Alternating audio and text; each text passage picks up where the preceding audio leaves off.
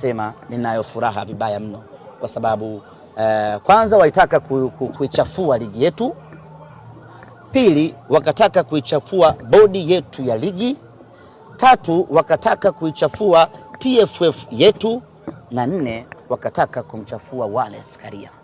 Kupeleka kesi kwenye mamlaka ya ndani, tafsiri yake ni mamlaka ya nje, tafsiri yake ni kwamba hauridhiki na mamlaka zako za ndani. Tafsiri yake ni kwamba mamlaka zako za ndani hazitendi haki. Tafsiri yake ni kwamba hauna imani na mamlaka ya ndani. Tafsiri yake ni kwamba mamlaka za ndani hazifai, ndio maana umekwenda kukimbilia mamlaka za nje. Sasa je, tujiulize, bodi ya ligi haifai? Tujiulize, TFF haifai? Mguto hafai?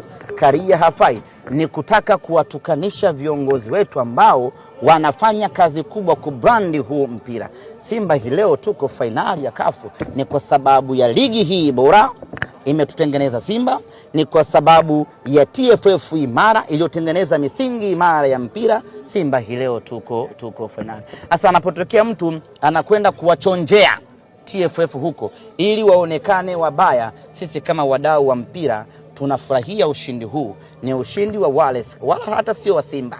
Ni ushindi wa Wallace Karia, ni ushindi wa TFF, ni ushindi wa Mguto personale, na ushindi wa bodi ya ligi kwa ujumla. Na mimi nimefurahi kwa haya matokeo, kwa huu ushindi ambao wamepata hizi mamlaka ziheshimiwe. Tuache kukurupuka, tuache mihemko, tuache kutaka kufurahisha mashabiki wetu, tufuate misingi na sheria za mpira wa miguu. Ndio maana nasema I'm very happy.